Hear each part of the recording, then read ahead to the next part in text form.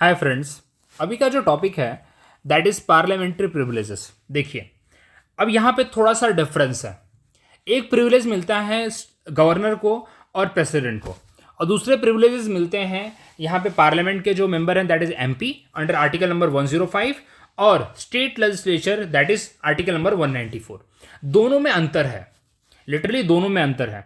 ये जो parliamentary privileges हैं that is not to the president. अब क्वेश्चन ऐसा आ जाए आपके सामने कि जो पार्लियामेंट्री प्रिविलेजेस एमपी और एमएलएज को मिलते हैं, एमएलए को लेजिस्लेटिव असेंबली के जो प्रिविलेजेस मिलते हैं, क्या that is also extended to the president? No, क्योंकि प्रेसिडेंट के जो प्रिविलेजेस हैं that is given in the which article? That is given in the article number 361। So that's why this parliamentary privilege is not given to the president. दोनों के separate है। ये मेरा बनाने का पर्पज़ यही है, क्योंकि इससे पहले मैंने थोड़ी देर पहले ही मैंने आर्टिकल 361 को प्रॉपरली एक्सप्लेन करके समझाया है।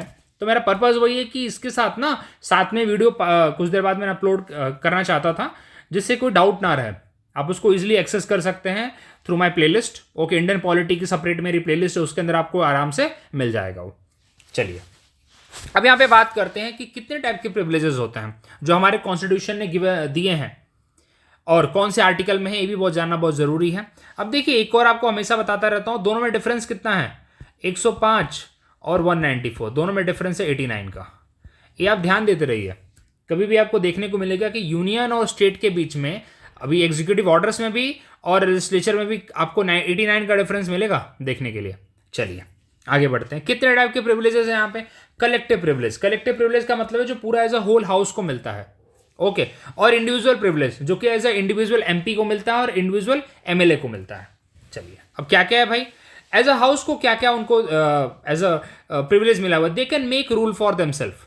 हर एक हाउस अपना अपना रूल बना सकता है कि how they will going to conduct the work, how they will going to conduct the proceedings, debate कैसे होंगे, रिपोर्ट्स कैसे पब्लिश की जाएंगी, सब कुछ वो लोग अपने हिसाब से कर सकते हैं। पूरा राइट है उनको। एज पर तो जो बताता हूं आपको, जो 44th अमेंडमेंट एक्ट था, 44th अमेंडमेंट एक्ट आपको पता होगा 1978 में लाया गया था। उसने क्या किया? क्योंकि देखिए, इंदिरा गांधी मैडम ने क्या किया कि जो फ्रीडम ऑफ प्रेस है ना, देखिए जब भी आप सुनने को मिलता है कि लोकसभा की प्रोसीडिंग हो रही है, राज्यसभा की प्रोसीडिंग हो रही है, तो टीवी पे टेलीकास्ट होता है। मतलब इसका मतलब मीडिया को अलाउ किया जाता है। करेक्ट, मीडिया को अलाउ किया जाता है, तभी तो टीवी में वो टेलीकास्ट किया जा रहा है, न्यूज़ पेपर में हमें सुनने देखने को मिलता है। इसका मतलब प्रेस को अलाउ किया जाता है। Press has a full right to publish what has they have seen. वहां पे क्या बोला गया, किसने क्या बोला, वो सब कुछ पब्लिश कर सकते हैं ना। फ्री है ना उसके लिए वो लोग। खुद सोच के देखिए आप लोग, क्योंकि आपको टीवी पे एक्सेस मिलता है ना, आपने देखा है ना राज्यसभा टीवी है। करेक्ट, इसका मतलब कहीं ना कहीं क्या है कि they have given the full freedom. तो इसलिए यहां पे क्या है कि as per the 44th constitutional amendment act, जो फ्रीडम ऑफ प्रेस यहां पे दी गई कि भाई जो भी प्रोसीडिंग्स हो रही है it can be freely publish, it can be freely publish in the where it can be freely publish in the press. Simple सी बात है, पेपर में। उसके लिए परमिशन लेने की जरूरत नहीं है हाउस की। सिर्फ कौन से केस में परमिशन ली जाएगी या कौन से केस में अलाउ नहीं किया जाएगा? That is the case of the secret sitting. ठीक है, अभी देखिए, ये वाला है सीक्रेट सिटिंग का। जब सीक्रेट सिटिंग होगी वहां पे, जब भाई जो पर्पज है कि सिर्फ इसके अंदर भाई कोई बहुत हाई लेवल की इंपॉर्टेंस की बात हो रही है, यहाँ पे नेशनल इंपॉर्टेंस की बात है, जो पार्लियामेंटेरियन चाहते हैं कि उसको क्लोज डोर में किया जाए। क्लोज डोर मतलब उसके अंदर जितने एमपी अवेलेबल हैं जो भी हैं, they are only allowed to sit. So in such case they can exclude all the strangers. Stranger मतलब प्रेस को हटा सकते हैं वो लोग, या जिसको इन्वाइटीज होते हैं उनको हटा सकते हैं वो लोग। और ये सीक्रेट सिटिंग बुलाता कौन है? जनरली ये गवर्नमेंट बुलाती है, गवर्नमेंट का कोई पर्पज होता है तो। और किसके कहने मतलब इसको मेक श्योर कौन करता है कि ये इसको प्रॉपर फंक्शनिंग किया जाए, मतलब एक तरह से प्रॉपर कोड ऑफ कंडक्ट के साथ हो, वो किया जाता है by the speaker. Speaker make sure करता है कि सीक्रेट सिटिंग के टाइम पे कोई बाहरी यहाँ पे आदमी आके ना बैठे। ये सिंपल सी बात है, आपको ये समझना पड़ेगा। चलिए आगे देखते हैं और क्या है भाई इसके। अब यहाँ पे दे can regulate their internal matter. Correct, internal affair वो कैसे अपना डील करना चाहते हैं, दे कैन डू इट। ओके, पूरी तरीके से कर सकते हैं, हाउस आपको पूरी राइट है यहाँ पे। ओके, प्रोसीडिंग कैसे होगा, कमिटी कैसे होंगी, क्या क्या प्रिविलेजेस होंगी, everything they can do.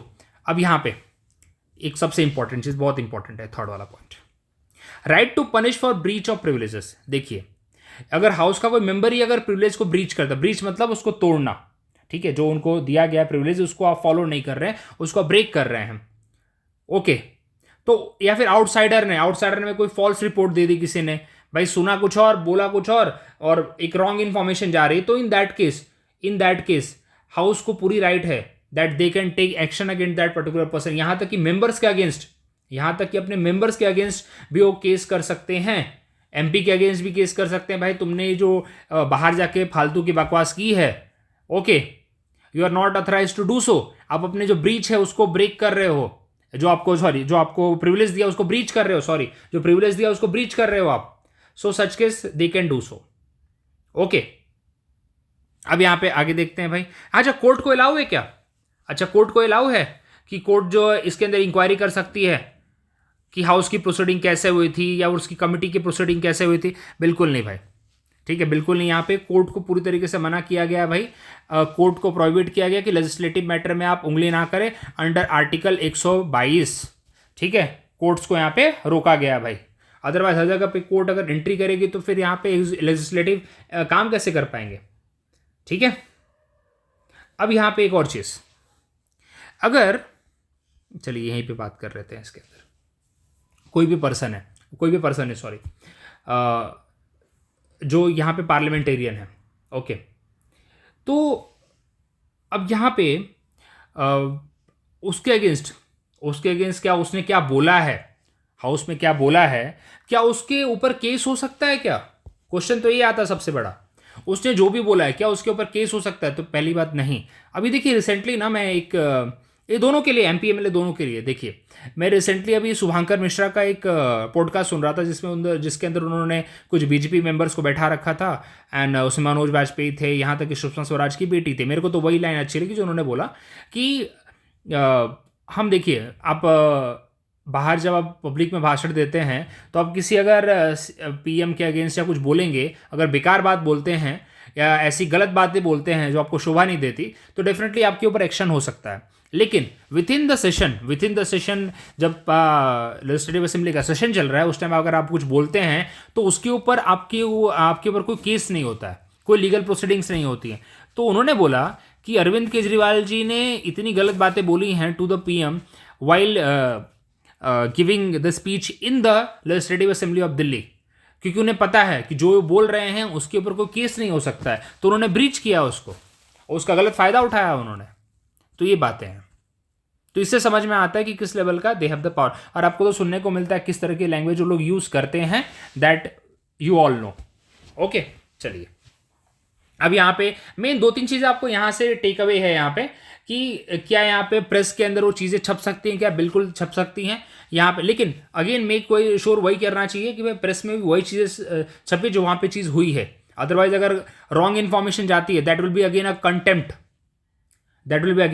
Contempt, किस टाइप का, डिसोबीडियंस, बात ना मानने का काइंड ऑफ, अगर आपने कोई फाउल लैंग्वेज यूज की होगी या फिर फॉल्स रिपोर्ट आपने कोई पब्लिश की है, तो in that case it will be a contempt, ठीक है, आपके ऊपर केस हो सकता है, ठीक है। और हाउस को पूरी अथॉरिटी है, they can regulate their own matter, they can make rules for themself, तो ये होता है कलेक्टिव रिस्पॉन्सिबिलिटी का पार्ट, ओके। और सीक्रेट सिटिंग में एक्सक्लूड किया जा सकता है स्ट्रेंजर को, स्पीकर मेक श्योर करता है कि स्ट्रेंजर्स को ना रखा जाए, मास मीडिया को ना रखा जाए यहाँ पे, सोशल मीडिया को ना रखा जाए यहाँ पे, ठीक है। चलिए आगे बढ़ते हैं। अभी इंडिविजुअल प्रिविलेजेस काफी इंपॉर्टेंट है, यहाँ पे क्वेश्चन पूरे के पूरे पूछे गए हैं, आर्टिकल 105 और 109 में क्या दिया, फ्रीडम ऑफ स्पीच, ये सबसे क्या है भाई, एमपी एमएलए जो बोलना है बोले without fear of legal action, बस वही है कि भाई वॉयलेशन ना करो कॉन्स्टिट्यूशन को आप, ठीक है। और दूसरी बात देखिए, वैसे तो बोला जाता है कि आप डिफेमेटरी लैंग्वेज या कम्युनल ऐसे भाषण ना दे, लेकिन हमें सुनने को मिल जाती हैं चीजें, लेकिन वो जो बोल रहे हैं क्वेश्चन सबसे बड़ा वही आता है कि whatever they are speaking in the court of in the parliament और in the legislature, that can be question in the court, बिल्कुल नहीं। क्या उनके ऊपर केस लग सकता है जो बोल रहे हैं, बिल्कुल नहीं। ये सबसे बड़ी बात होती है, ये सबसे बड़ा फ्रीडम है उनको। उसके बाद अगला वाला फ्रीडम फ्रॉम अरेस्ट, देखिए कोई सिविल प्रोसीडिंग अगर है, क्रिमिनल का यहाँ पे हटा दीजिए, क्रिमिनल इनके लिए नहीं है, क्रिमिनल का केस किसके लिए है, मतलब क्रिमिनल में भी इम्यूनिटी किसको मिली हुई है, वो है हमारे प्रेसिडेंट साहब, आर्टिकल 361 और गवर्नर साहब को, ओके, उनके ऊपर कोई क्रिमिनल प्रोसीडिंग नहीं होगी, कोई अरेस्ट वरेस्ट नहीं होगा, लेकिन इनके ऊपर क्रिमिनल प्रोसीडिंग अगर है, प्रिवेंटिव डिटेंशन है, तो भाई इनके ऊपर, या कंटेम्प्ट ऑफ कोर्ट है, तो भाई ये लोग जेल में जाएंगे, सिंपल सी बात है। इनको जेल में डाला जा सकता है। जैसे कि मैं 2019 से लेकर 2024 का जो 17th लोकसभा थी, उसके अंदर गाजीपुर के जो एमएलए थे अफजाल अंसारी, मुख्तार अंसारी के भाई हैं, 4 साल के बाद उनको जेल में डाल दिया गया था। बहुत सारे क्रिमिनल प्रोसीडिंग्स थे उनके अगेंस्ट, जेल में डाल दिया गया था उनको, ठीक है। तो ऐसा होता है। अभी खुद सीएम को देख लो आप, दिल्ली के सीएम जेल में रह के आए, हुआ ना? तो बिल्कुल हो सकता है। लेकिन क्या सिविल केस में हो सकता है क्या? नहीं। सिविल केस में कब तक नहीं होगा वो भी देखिए। 40 दिन पहले, पार्लियामेंट के सेशन से 40 दिन पहले, या स्टेट लेजिस्लेचर के 40 दिन पहले, या 40 दिन बाद, और एंड 40 दिन, और नहीं, एंड 40 दिन बाद। तो समझिए सेशन होने वाला है, इससे 40 दिन पहले और 40 दिन बाद, मतलब टोटल इतने दिन के अंदर उनके बीच में कोई भी सिविल केस नहीं किया जाएगा और उनको अरेस्ट नहीं किया जाएगा सिविल केस में। लेकिन अगर क्रिमिनल केस है, प्रिवेंटिव डिटेंशन है, प्रिवेंटिव डिटेंशन मतलब एक तरह से होता है कि भाई आर्टिकल 22 की बात करते हैं यहाँ पे, जिसके अंदर भाई डर है कि तुम्हारी वजह से कुछ हो सकता है। जैसे हमें सुनने को मिलता है ना कि जब दिवाली का या ऐसे बड़े बड़े फेस्टिवल होते थे, जो चोर डाकू जो लिस्टेड होते हैं उनको उठा के जेल में डाल देती है पुलिस, ठीक है, प्रिवेंटिव डिटेंशन, और मैक्सिमम 3 महीने तक रखा जा सकता है उनको। तो ये सब चीज़ें होती हैं। ओके, अगेन वही है, whatever they are taking action, they can not be question in the court.